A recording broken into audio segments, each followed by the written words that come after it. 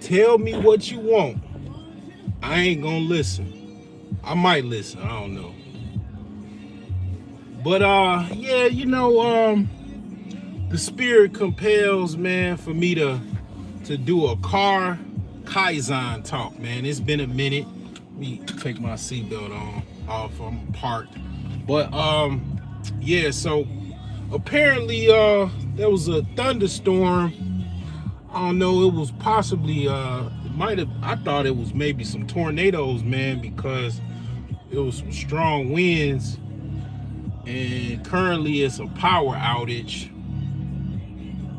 So I'm like, well, might as well just go leave, man, and see charge my phone a little bit. And I thought about it, you know what I'm saying? And I'm like, okay, well, let me just go live, talk about some things, you know what I'm saying? Got your favorite song on, you know what I'm saying?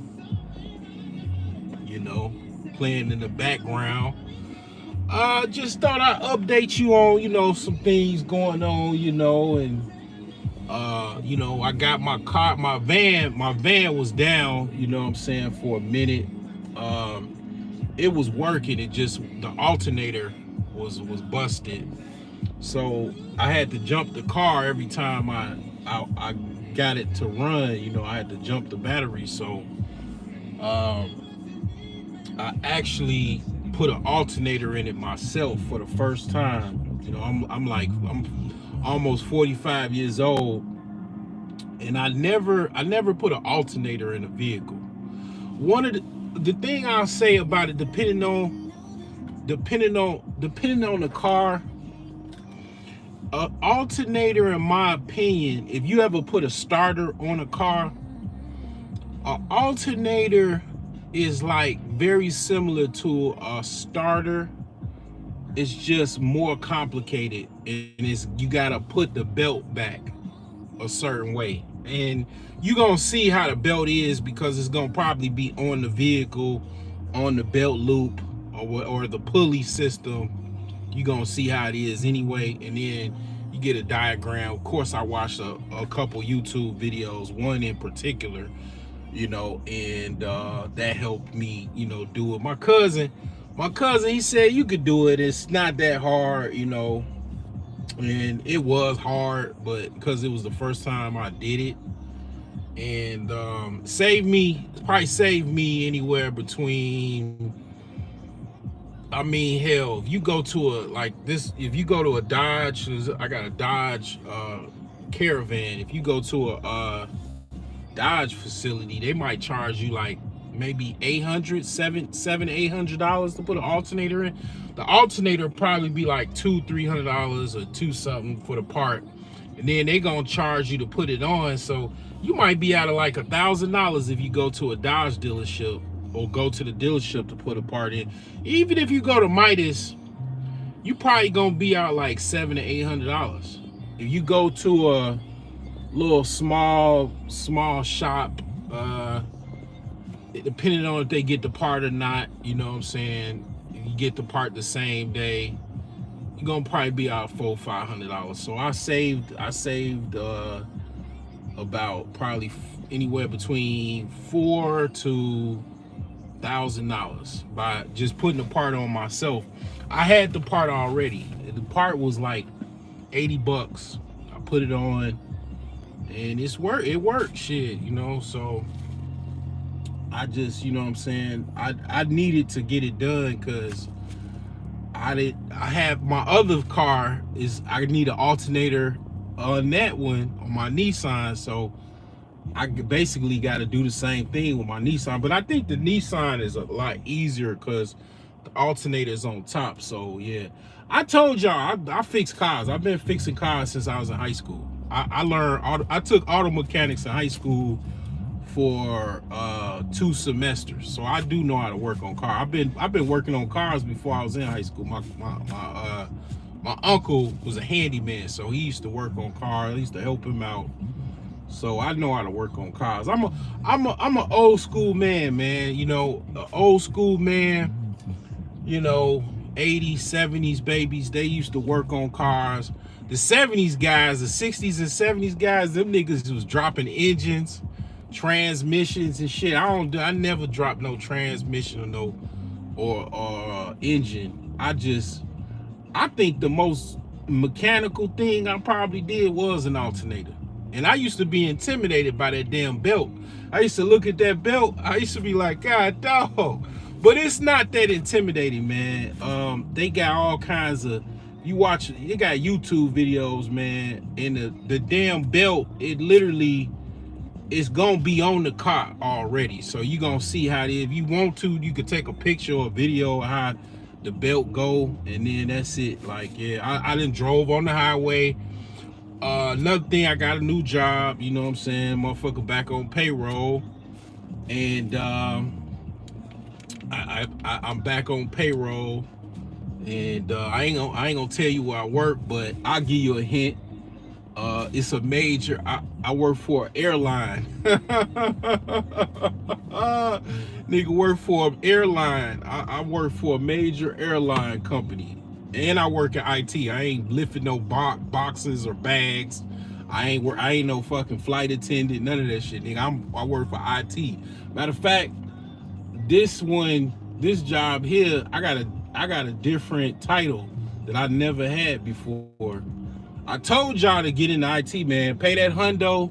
I'm gonna mentor you. I'm gonna get in. I don't know. Maybe I'm my marketing style. I mean, maybe I'm too brash, or I'm not polished enough. You don't want to listen, but I swear to God, on my right hand to God, on my mama, I can get you in the IT. I don't care if you a pizza delivery guy. I get you in IT because I know the secrets.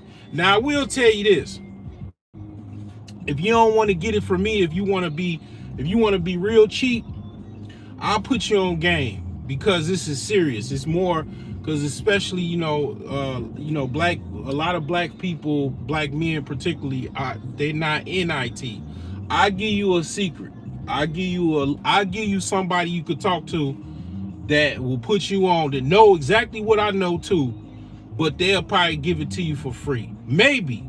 But because this person is a hard person to deal with, though, they got a hard kind of a hard shell to get through.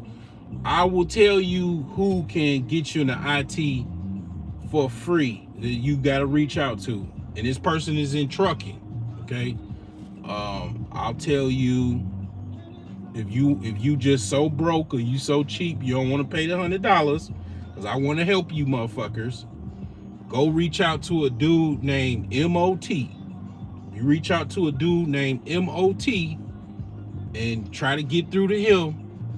He knows exactly what I know, how you can get right into IT.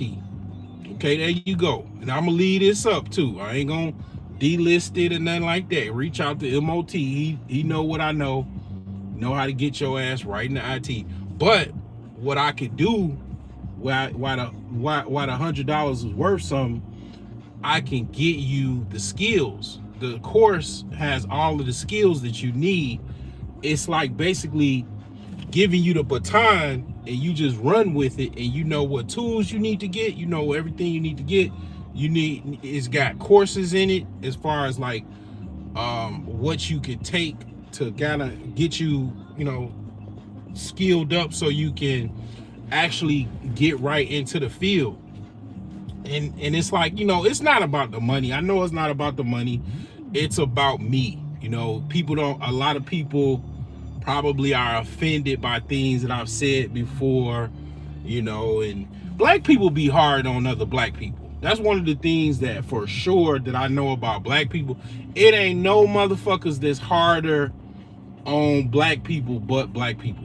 So black people really don't want to, they have a lot of self-hatred, and I know all of those demons I deal with a lot of times as far as other black people.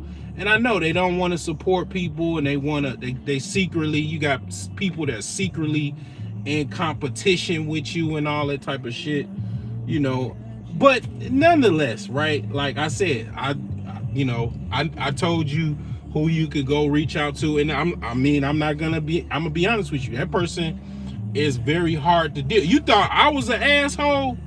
Okay, an ex-Navy? Go talk to an ex-Army motherfucker. Okay?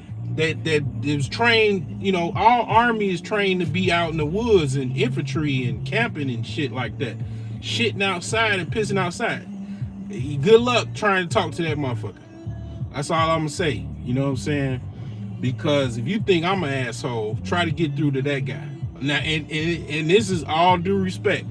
And I'm just saying, all military guys are assholes. We train to kill people, to go fucking do duty for God and country. But that's just I'll just say that. But it's deeper than that. But the thing is this.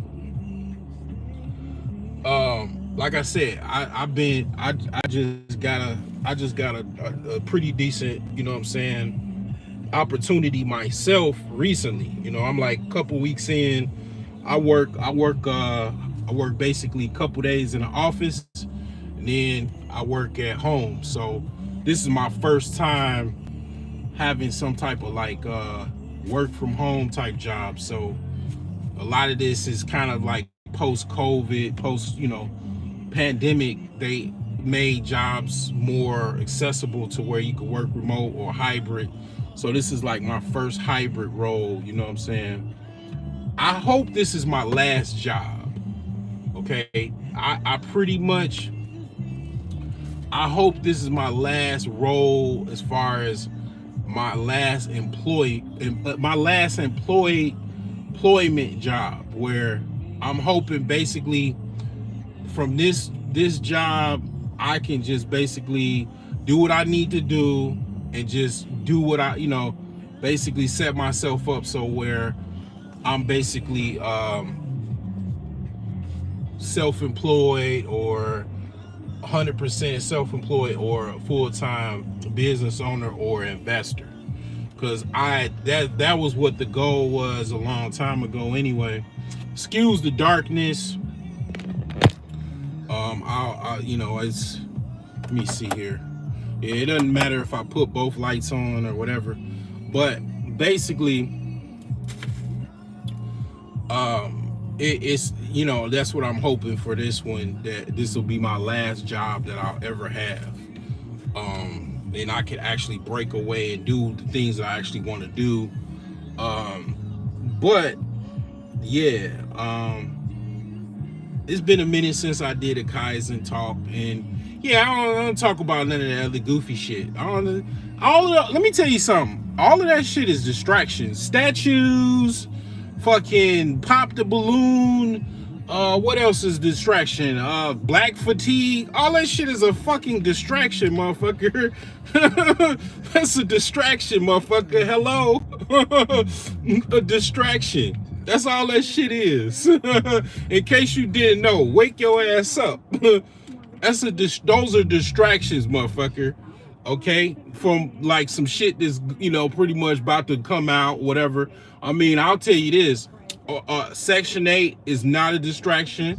That's an overhaul that is I've told you guys about with the Trump administration. Nigga put on his crown, played some chess and won, motherfucker. Told your ass. Section 8 is about to be on the fucking chopping block. Now you seeing that shit. You know what I'm saying? You ain't believe my ass. Now you seeing it. So I don't really know what this is gonna, do. Like, obviously you gotta look at it like logically, right? Well, if they do what they say they're gonna do with Section 8, they're going to basically change the entire real estate market. Okay, they're going to change, repeat after me, hello, they're going to change the entire real estate market. You don't know how much, like, people make billions of dollars off of Section 8. Section 8 is like literally having a government contract. So you just gotta think, people can have it for a lifetime, mainly women with children. So if they do what they're going to do, it is going to affect the entire real estate market, okay? Because if it's a situation where only handicapped, maybe veterans, people with long-term disabilities can stay on it for a long time, lifetime, and it's a temporary voucher, which means you only got like 2 years to be on it, that's gonna change the entire real estate market, brothers and sisters. It's gonna change the entire it's gonna change the entire real estate market. So all you long-term landlords, the motherfucking golden goose pretty much is about to be dry if it goes the way it goes.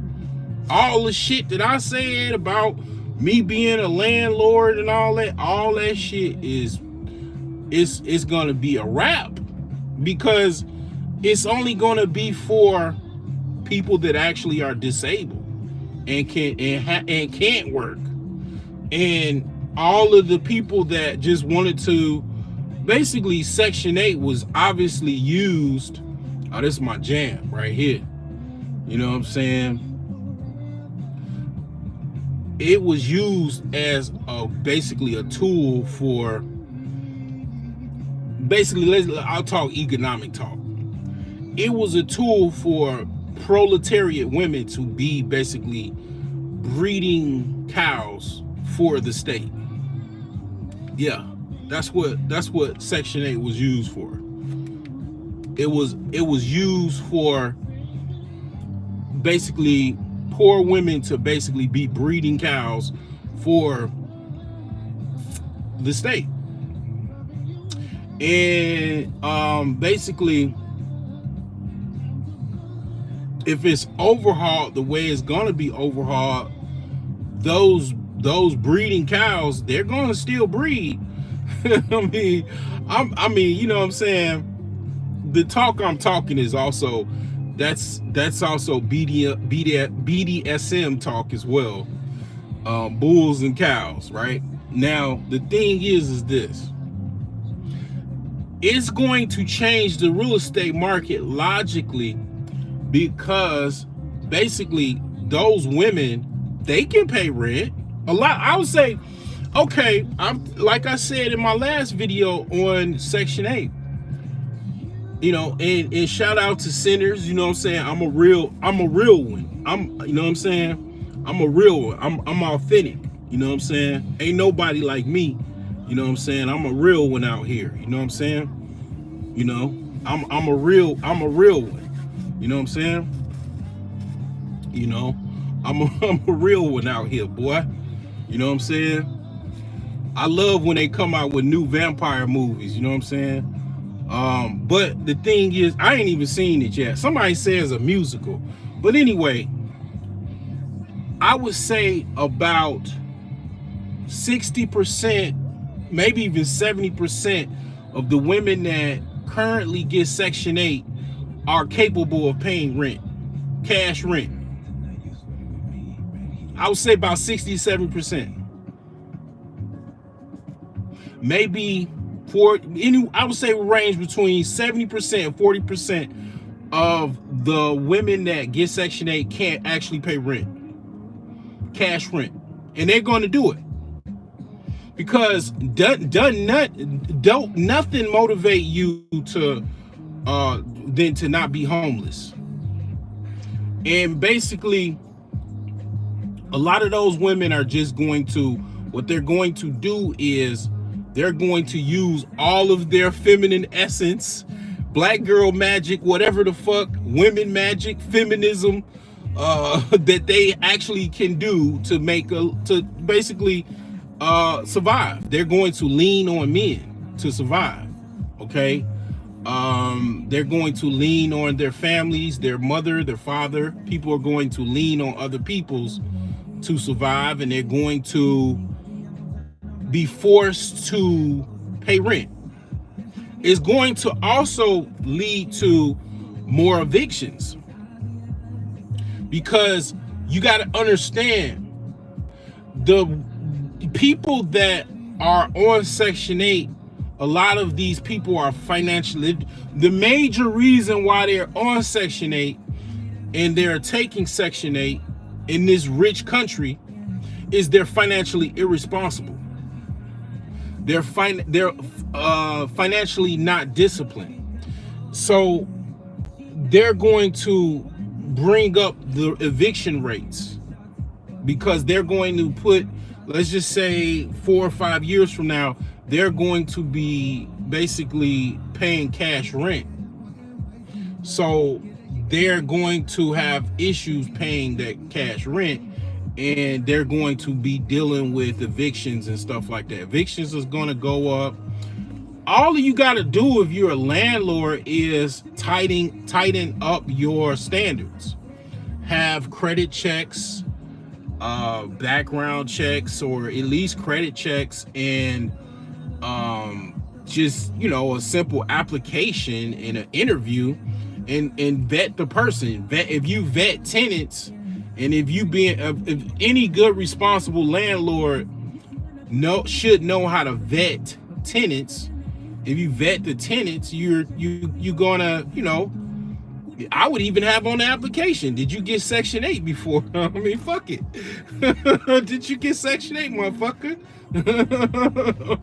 You get Section 8, that's gonna, you know, that's gonna determine, okay, well, I don't know, you know what I'm saying? Now that might be legally, you know, not appropriate or something like that. It might not be legal, but the thing is this, in my opinion, yeah, I think evictions will rise because of this Section 8. Because one of the things that I'll say that with landlords, a lot of times and then shout out to John Galt, man, the coldest landlord, the rawest landlord on YouTube. Check out John Galt, the urban landlord. Check him out. He's very funny, and he's an actual businessman. He's a landlord in the Washington D.C. area. A lot of times, what being a landlord, being a long-term renter, it's a financial strategy. But for a lot of people, it's just somebody being your mama and daddy. It's being your mama and daddy. Like, you don't want to be responsible. You don't want to grow up and get a big boy house or a condo or whatever, or big girl house or whatever, because you ain't got your husband or whatever the fuck you think in your delusional head, and you just renting. And a lot of times, people look at somebody like that's their daddy, and their daddy got to take care of them, and their daddy got it already. Big daddy got it already. He don't need my rent money. And that's how people be thinking. And you know I'm offensive. I'm offensive ass nigga. I'm still an offensive. I'm a ex-sailor, Navy asshole, smart nigga asshole motherfucker, man. I ain't gonna never change. I will offend your ass. I'm more offensive than your preacher will ever dream of, nigga. Shit, ain't gonna never stop. I don't care how much somebody hate me, man. I don't care. I'm telling the truth. Telling the truth hurts. Shit, go do some push-ups, motherfucker. Go do some push-ups. Get out my face. Go run a mile, nigga. Yeah, it's gonna drive up evictions. You know, they gonna overhaul all that shit. Everything welfare. They gonna lower. I'm hearing they lowering the standards or heightening the standards for EBT and all of that stuff. They gonna slash all that shit. The government, let me tell you something. I have very high level financial understanding. Okay, I know about the economy, I know economics, I know finance, I know business finance, I know personal finance. I'm gonna tell you something about the US national debt, because a lot of you just don't read articles and stuff. You don't pay attention to these things. These things are important. The US national debt payment interest right now is $1 trillion in interest. Their interest payments is $1 trillion. $1 trillion. They have to cut the fucking budget in order to pay down the debt. They gotta fucking cut the shit. Cause if they don't, this shit ain't gonna never stop. That $1 trillion interest payment ain't going away. Okay, it ain't going the fuck away. It ain't gonna pay itself. So, I mean, they gonna have to do all kind of shit. Now, the thing is that's true. I'm not making this shit. I don't give a fuck if you think I'm a bum, you think I ain't rich yet, or I ain't got no money, I'm not credible because I ain't got $1 million or $100 million or $10 million in my bank account, or whatever the fuck you think about me. That shit is a real deal, Holyfield. The debt payments for the national debt is, the interest is over $1 trillion at this present time. Okay, and they use taxpayer funds to pay down that fucking interest payment, which is over $1 trillion. Yes. And currently, I think the national debt is around 30 something trillion dollars, or $40 trillion, something like that. So, with that being said, any responsible, person is, in office is trying to pay that debt down, trying to cut the budget or get some type of systematic approach to pay down that debt. Okay, and here's another thing: we have a patriarch in office, an old white male patriarch. You can say he's racist or white nationalist, whatever. I'll give you that. I'm very balanced. Okay. He knows, and an oligarch, right? He knows that these women are very, very entitled in America.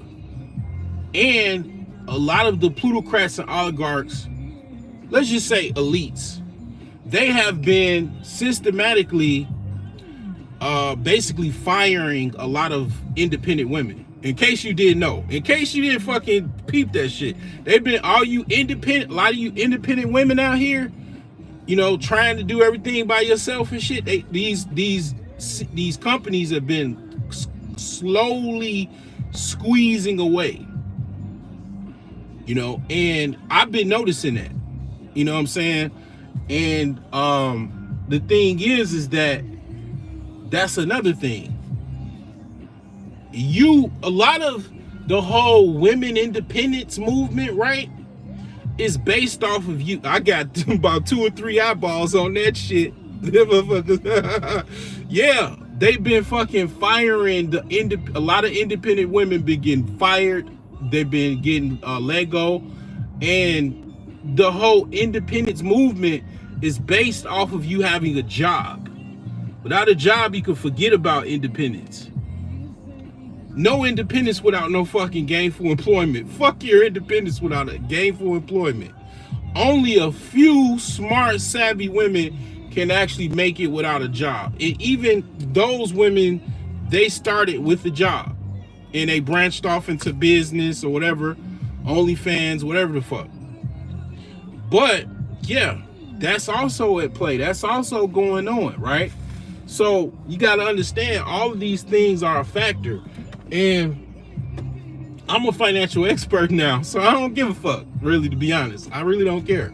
2008, I wasn't really a financial expert. I knew a little bit, but now I can wholeheartedly say I can tap dance around this shit. I can I'm Allen Iverson, motherfucking crossing over and shit, man. I made it without no job, no fucking unemployment, sheer hustle, fucking morning, noon, and night hustling, dollar to the wall, just motherfucking trying to, make it one day at a time, right? I only ate what I killed. And I've done that before. I've been a business owner, 100 full-time business owner at one particular time.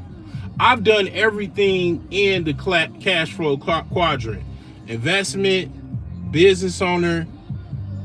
I ain't gonna get. You know what? I'll say I've done everything except be a business owner. I was self-employed. I would say, nah. I give myself, yeah, the business owner thing, but the only reason I'm hesitant is because, in my opinion, being a business owner is you actually have a business system that runs on itself. You only are there to basically sign paperwork and talk to lawyers and talk to your managers and everything. I never had that type of setup. I've just basically had employees. I would say was more self-employed, but I've done that. I've, been an employee. I damn near did everything in the cash flow quadrant. So I am more of an expert in, financial survival, you could say. Most people aren't. Most people aren't, and I learned that mainly from the last crash, which was, or market or recession, whatever you want to call it, 2008. And, right now, I'm still learning, but I have an edge on the average person. I do know a lot of basic finance and advanced finance skills to basically not only help myself and also help others. And it's like, yeah, it was a stark contrast from 2008 when I hardly knew anything. I didn't know what was going on. I didn't know nothing about, financial derivatives. I didn't know why the economy was crashing. I thought the world was gonna, crash, and the economy was gonna crash, and it was gonna stay crashing. I saw what was at play, and I saw what was working, and I learned from it. But the thing is that, yeah, all of this is still at play. There's no money being talked about. Everybody talking about balloons, statues, fatigue and shit. It's like, man, that's all of that shit is distraction, man. That shit is distraction like a motherfucker, man. It's about money, bruh. All of this shit been about money. They brought slaves over here from Africa to make money, man. To get rich. Okay? To get rich, bruh. Everything is about, a lot of this shit is based off of capital, power, influence, bruh. Okay? All that other shit is distractions. Okay? The thing is that, how does that relate to you? Real estate gonna still people gonna always need a place to live. They're gonna always need, if anything, you gonna make more money in real estate, because you gotta understand, now that's going, okay, Section 8 is gonna tighten up. It's going back to the states from what I'm hearing. All right, now the fix and flip market gonna get big, because people that are looking for properties to live, that's going to, and then when you got, okay, you're gonna have an influx of people that need property to pay rent. They're gonna, they're gonna be forced to pay cash rent. They're going to need rentals. They're going to open up more real estate, because now you have people with money under the mattress, money under the pillow, because they got money. I know all about the Section 8 queens and food stamp queens and all that shit. I know all about it. They gonna come out with the money under their bra, under the pillowcase, under the mattress, in the safe, and they gonna be paying rent. Now they gonna be having all kind of stories and hustles and, chicken grease on the walls and all that shit. But they gonna be paying that motherfucking cash rent now. You know what I'm saying? If this happens, right? Theoretically, if it goes down how I think it's gonna go down, how reports are how it's going down, it's gonna be more. I'm just gonna say in the next 3-4 years, it's going to be more cash renters. So that's going to open up real estate a little bit different, but it's going to open it up nonetheless. You're going to have more people that are forced to pay cash for rent. So that's the thing. And here's another thing.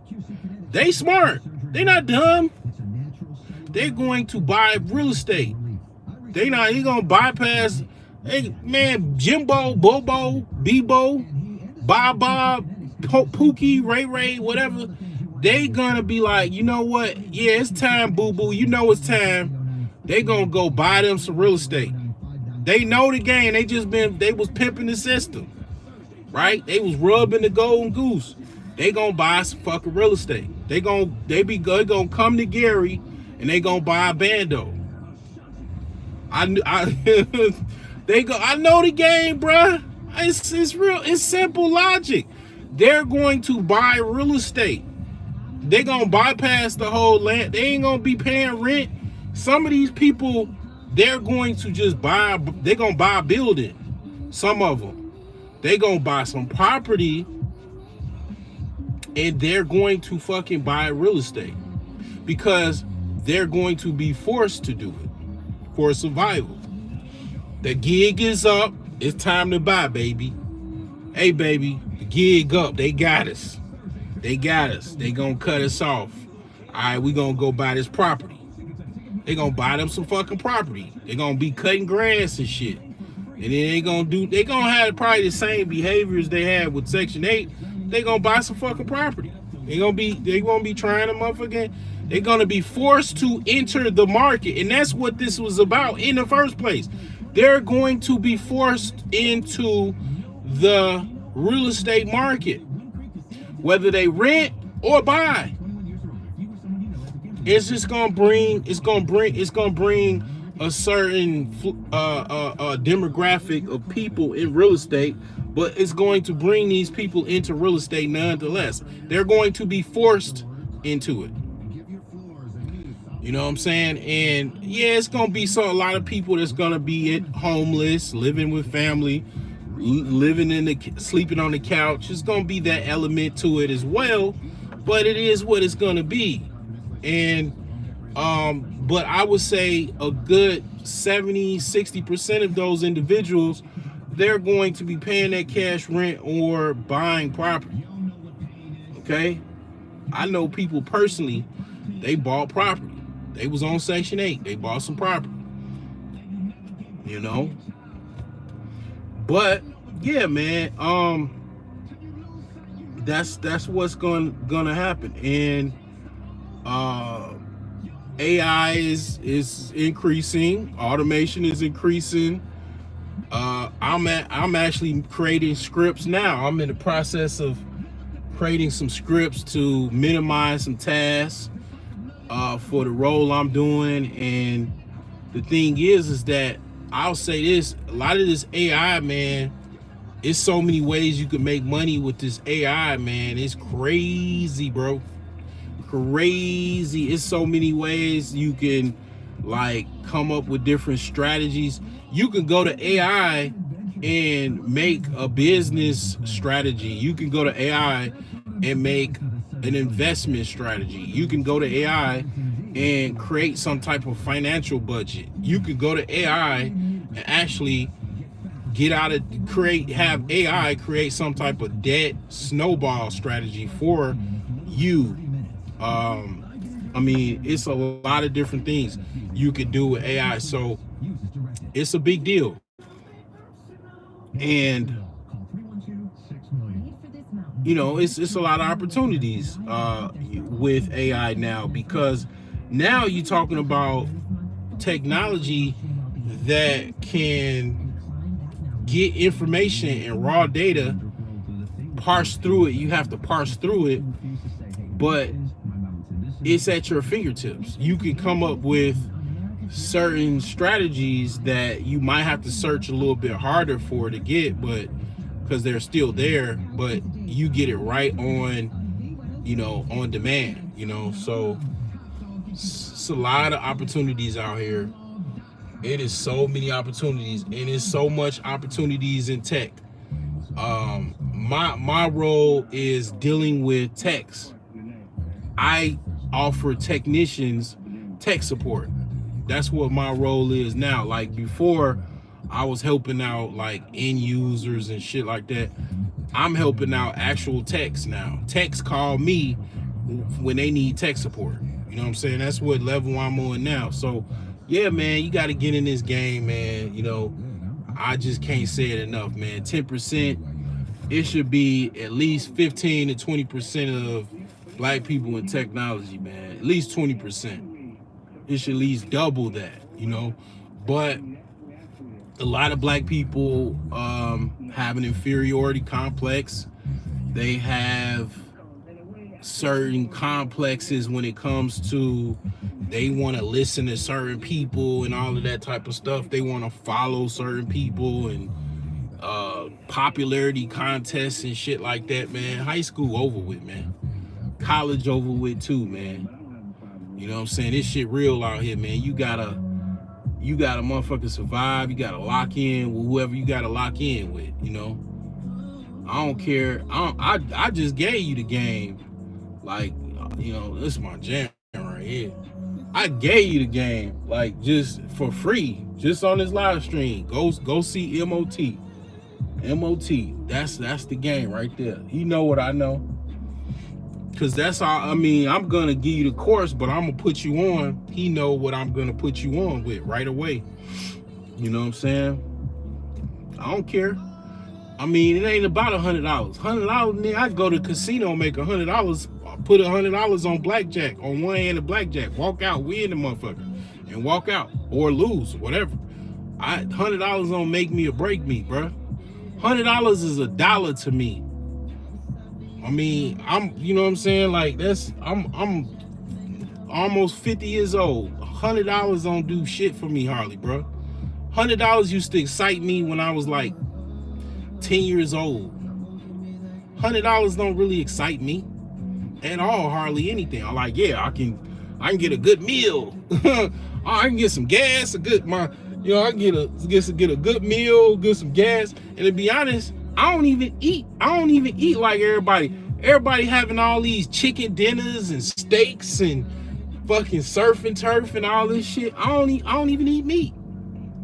I don't eat meat. So to be honest, like, I like eating certain things, but it ain't like, it's not exciting to be a vegetarian. It's just, I'm be honest, it's just not really that exciting. It's like I'm looking at Burger King now, like a motherfucking Whopper, a double Whopper with fries and a Coke.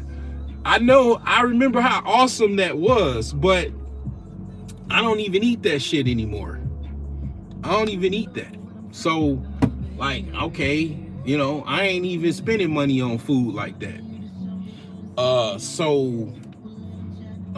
Yeah, $100 don't motherfucking excite me, man. If a whole bunch of people, let's just say 1,000 people bought my course, yeah, it'd make a big impact. But 1 or 2 people spend $100, man, please, man. It's about helping people out. That was what I was trying to do. But once I realized people don't want to be helped, hey, it is what it is. Mandalorian, it is the way. I don't care. Help whoever can be helped. Whoever doesn't want to be helped, goodbye. May the force be with you, motherfucker. That's how I look at it, man. I don't give a shit. This 2025 broke genius, man. I don't give no fuck. I done already said whatever I needed to say. It ain't too much more that need to be said. I don't give 2 fucks if you don't want to listen, or, you know what I'm saying? You don't want to look, listen, and learn. Give a fuck. Give 2 fucks. I swear to God I don't. two fucks. Cause you know what? At the end of the day, you know, I'm living a good life, and you know what I'm saying, I just recently got a really good job, right? And I work from home now. You think I give a shit about you not fucking taking my course because you don't want to give me rich, or you don't want to make me $100? Don't give a fuck. You don't want to buy my book? Okay, stay broke, motherfucker. Don't give a fuck. I ain't even broke no more. I can just fucking close this channel out, or just archive it, not ever do another video. Cause my actual accomplishment of what I tried to start this channel for, to overcome being broke, is already fucking accomplished, motherfucker. I don't give a fuck. You think I give a shit about you not trying to buy some shit for me? Nigga, I'm just coming on here at this point for hobby, you know what I'm saying, and play and entertainment. At this point, nigga, I done already achieved what my channel goal was. Nigga, I don't give a fuck about you not buying some shit for me because you don't like what I said. I offended your broke ass, your broke fat ass. Care? Don't give a shit. You know what I'm saying? Like, give two fucks. Oh. And I know every time I come on live to cuss the world out. I mean, it is what it is, man. I just gotta set the record straight, you know. I gotta set the record straight, man. The women love it. I know they love it. You know what I'm saying?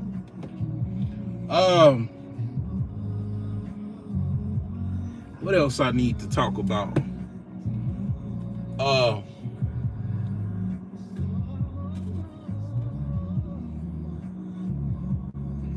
Yeah, I mean, yeah, real estate is gonna still be open, man. It's still gonna be there. It's still, man, real estate is still where it's at. I was in Hinsdale earlier because it was hot as shit. It was like 90 degrees earlier today.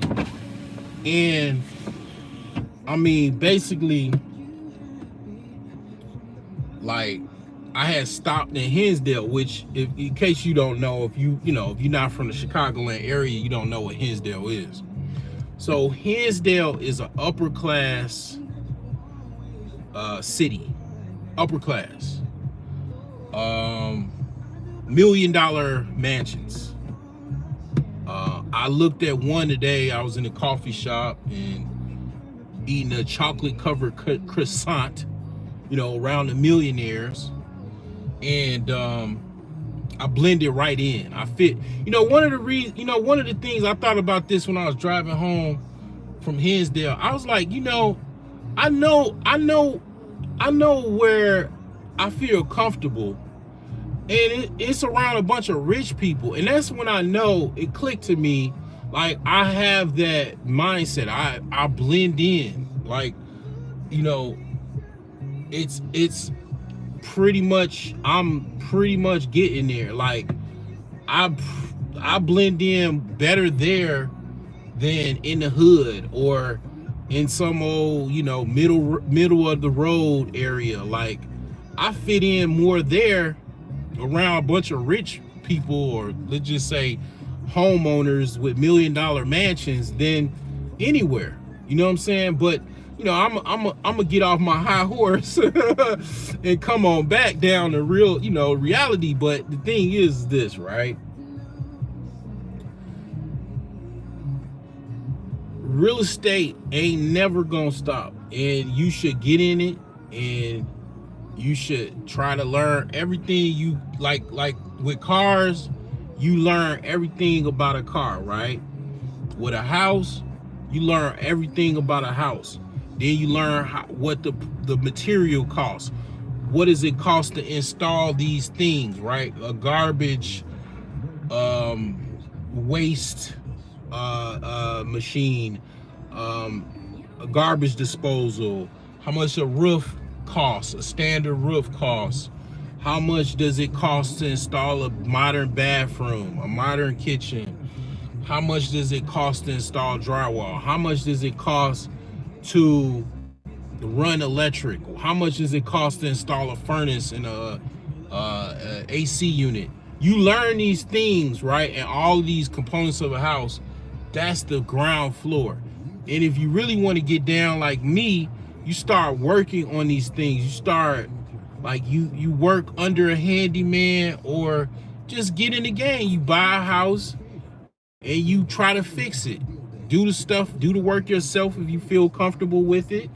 Hire out help, and you can watch them, work on the property, and you're gonna learn something. And over time, you're gonna learn more and more and more, and you're going to be an expert in it. You got no choice, because repetition breeds basically understanding. And when you got understanding on how to build houses and renovate houses, you're a beast. Okay, you're an absolute beast. You'll never have to worry about being homeless. Fixing houses or whatever is like something you could do like that. Okay, I could do it, but I could hire somebody else. So I know how much it's gonna cost. Man, it's I think it's one of the most valuable skill sets you can ever have, is knowing how to fix up houses, man. So yeah, that's all I got to say. I know this was like kind of a ghetto. It's probably one of the most ghettoest Kaizen talks that I've done. I definitely cussed the world out on this one, but it was very effective. And I think I got the point across. Okay. So yeah, hopefully this has helped someone, and hopefully my electric is back on. If not, I might have to go get a hotel room or something, or I'm capping. I'm just gonna take my ass to sleep. Shit. All right, y'all.